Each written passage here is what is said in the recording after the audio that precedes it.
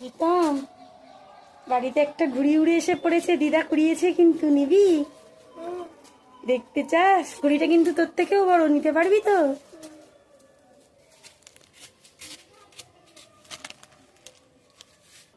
Happy, কোনটা ভালো, ছোটটা না বড়টা? বড়টা।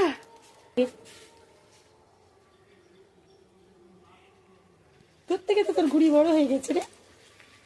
এটা কি রিতমের ঘুড়ি নাকি?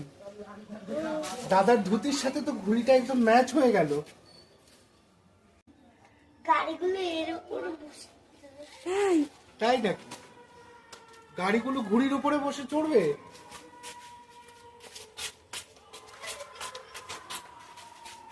বাহ,